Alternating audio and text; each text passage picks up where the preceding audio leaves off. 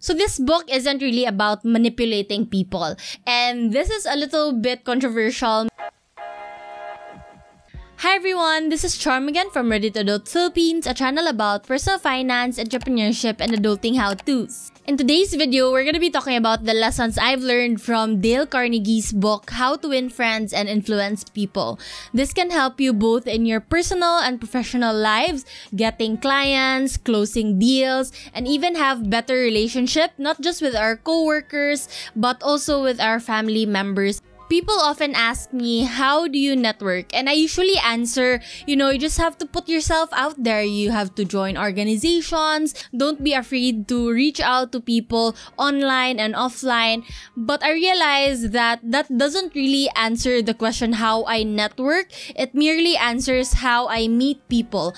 And when you talk about people being in your network means that you have built a certain level of trust and relationship with them. And as people say, your network is your net worth. I know it's such an overused quote, but it's still true to some extent. And I'm not the best at networking. I still really get awkward and shy, and I get imposter syndrome once in a while. But when I read this book, it really resonated with me, and at the same time, I really learned a lot from it. So I hope that you guys will learn from it too. And without further ado, let's get on with the video. So this book has 4 major chapters, and in all of that chapters, it has 30 points, and I'm just gonna be talking about 8 today. So the 4 chapters are fundamental techniques in handling people, 6 ways to make people like you, how to win people to your way of thinking, and be a leader, how to change people without giving offense or arousing resentment.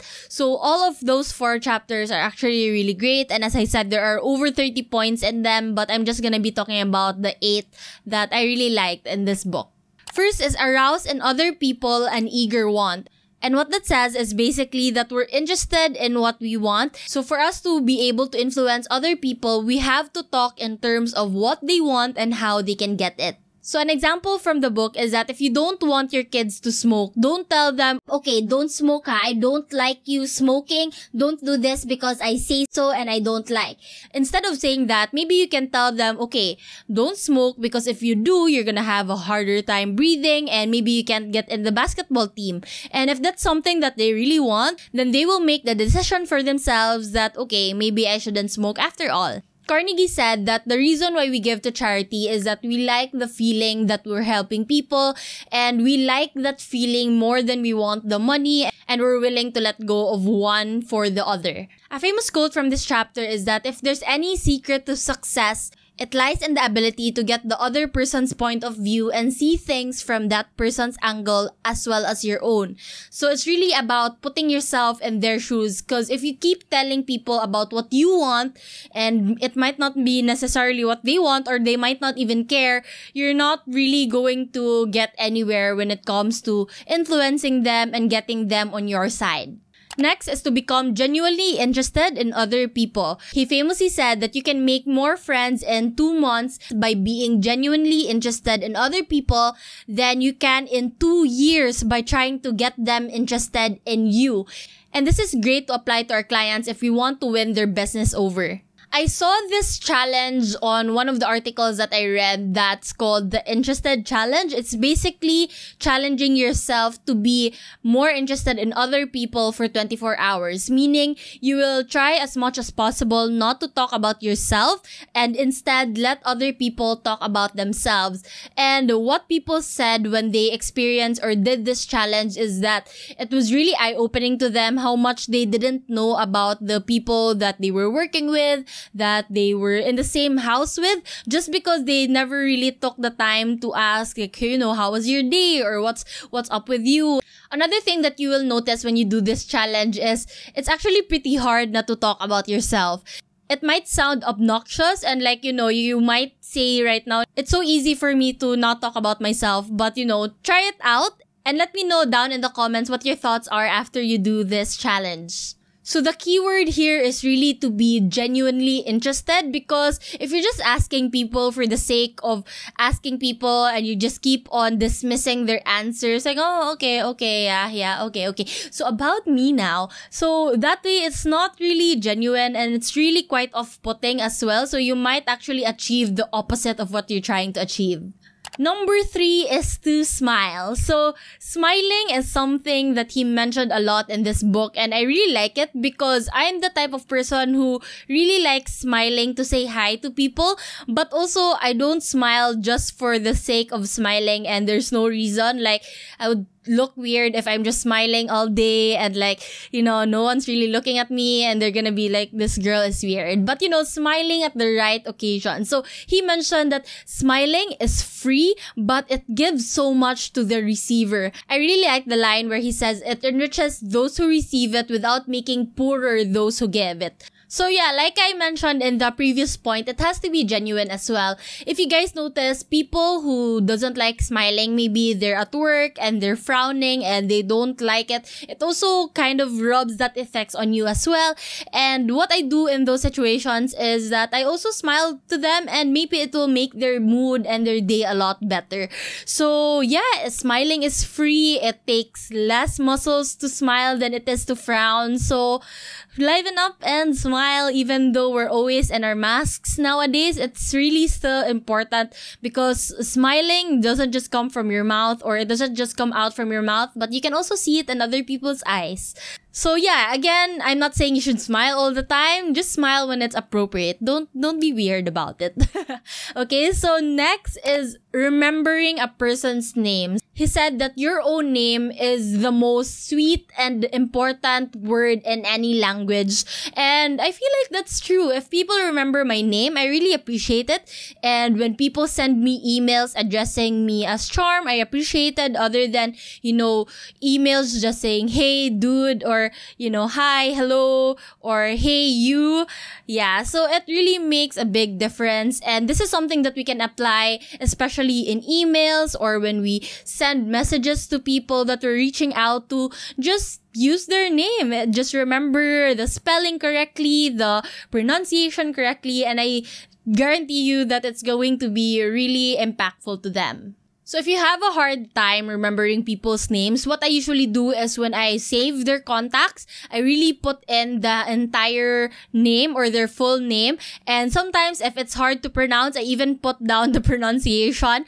And yeah, I feel like if it's hard to pronounce, maybe you can ask them to spell it out, or you can ask them to repeat their names. Sometimes they appreciate that you actually take the time to remember and to really get to know their name, instead of saying, oh, can I just call you this instead because your name is so hard, diba? So this is something that we can apply when we reach out to clients, to customers, to our colleagues, our boss, of course. Okay, so the next is the only way to win an argument is to avoid it.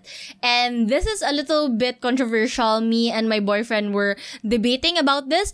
And I feel like the point here is not to not argue at all. Arguments are actually pretty healthy and pretty good for us to progress as a society. So it's not that you shouldn't make arguments. It's that you should choose and pick your battles. Because in the book, he says, and I'm just gonna read this, 9 out of 10 times, an argument ends with both sides convinced that they are absolutely right.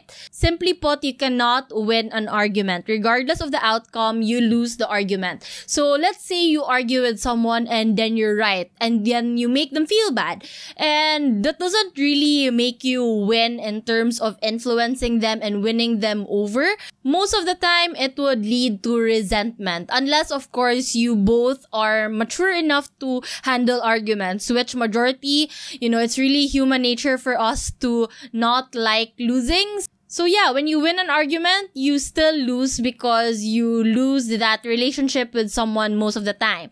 And if you lose the argument, well, you also lose. So his point here, if it's someone that you want to win over, then maybe it's not worth arguing with them. So the reason why I included this here, even though it might seem misleading, is because I've actually experienced this a lot. I tried to convince people of my idea and how I was right, but it really draws them away further from my idea. And I've noticed this in real life. And I feel like that's really true. People, when you argue with them, they will stay more convinced with their idea, with their argument, even if it's wrong, because of pride, diba? It's really hard for people to admit that they're wrong, and that's what causes the resentment there. So in the positions where you're not really in the position to argue with someone, he suggests to avoid the argument. He suggests to agree to disagree, and even to control your temper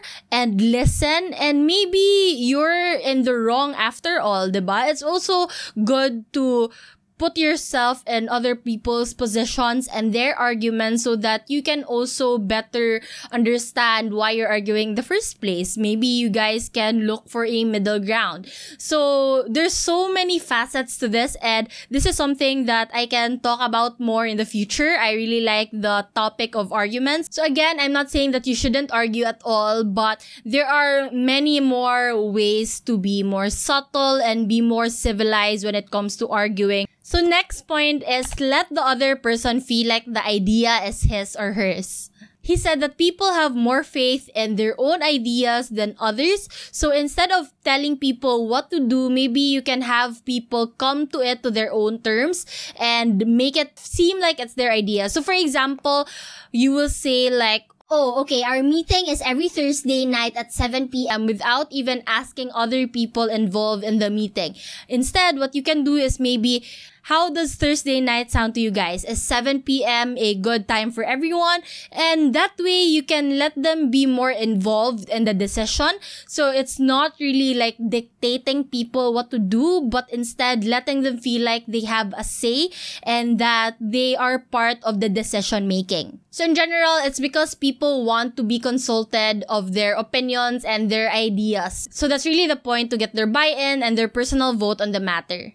So when applying this to clients, we can make it a collaborative effort. Instead of us telling the clients, this is right and I'm the expert, we can try to educate them nicely and to collaborate with them. Put ourselves in their shoes because that's their brand. They know much better than us when it comes to their brand and their business. Even though we might know more in our specific field, there are also so many ways to plant the idea to people without being aggressive just yet, and let them come to their own terms and realize that, oh, this is actually a pretty good idea. So that's also an effective way for your clients and your customers to love you even more. Just to be clear, this is not saying naman that we are gonna let our coworkers take false credit for our work. That's also different, diba? So I hope you got that point. And the next is dramatize your ideas. Dramatizing your ideas really leaves an impact. In this day and age where content creation and marketing and showmanship and promotion, Carnegie says that merely saying the truth is not enough anymore. And considering that this book was written around 90 plus years ago, then I think it's more applicable now more than ever. I'm not saying that the truth doesn't matter, but when you want to get your idea across, for example, you're pitching to a client, you're pitching to an investor, you really have to, put up a good presentation, prepare the flow wherein you can actually get to your point smoothly. And basically why you need to do this is so that you can get attention and then you can leave impact as well. But contrary to that, this is not saying that it all should be just drama and no substance, because you can't also leave an impact with just dramatizing everything and you're not really getting a point through. You're just gonna leave people confused and like, what did I just watch? But yeah, I really think dramatizing something is really important, especially if you have a really good idea. And of course, again, it has to be substantial. And last but not the least is to give people a good reputation to live up to. And I really like this because most often we criticize people and it's not even constructive criticism. So when I say this, it's because we don't really think how people would react to our criticisms. So, for example, an employee or a coworker did a poor job at something. Instead of saying, "That's so bad, ang pangit niyan, why did you even think of this?" Maybe you can tell them like, "Oh, okay, but maybe we can make it better this way. But, I trust you. I know that you can do this." It's not really about instilling false confidence on them, but you notice that, most often than not, if you tell them that they can do it, they will actually try to prove to you that they can, instead of sulking and feeling bad about themselves because you were too harsh or your criticisms are too harsh. So those are some of my favorite points in the book, How to Win Friends and Influence People. So final thoughts time. So this book isn't really about manipulating people. It's more of being a good communicator and having better human relations in general. To be honest, since this book was written over 90, almost 100 years ago, there are times that the book can be tone deaf. But that's the thing about self-help books. Not everything has to be right, diba? Because this is one person's perspective, which is the author's. And there are some things that might not be applicable to today's society anymore. It's very heavy on anecdotal evidences. But yeah, again, that really comes with reading a self-help book. You read it with a grain of salt and take what you can from it. And if there are just one or two things that you can get from a self-help book that you can apply in your life, I feel like that's already a success. So those are my favorite points and my review for the How to Win Friends and Influence People by Dale Carnegie. And if you like this video, then please hit the thumbs up. And if you want more non-fiction book reviews like this, then comment them down below. Comment the titles down below. And if you want fiction book reviews, my boyfriend just launched his podcast called Fiction Friends with his co-host Ari. So listen to them on all the podcasting platforms. Search them at Fiction Friends PH or Fiction Friends. I'll link them down below as well. I know that adulting is already hard, and I hope that videos like this help you guys out. And if they do, that's why I make these videos. And this is Charm again from Ready to Adult Philippines, and I'll see you on my next video. Influence People by Dale Carnegie.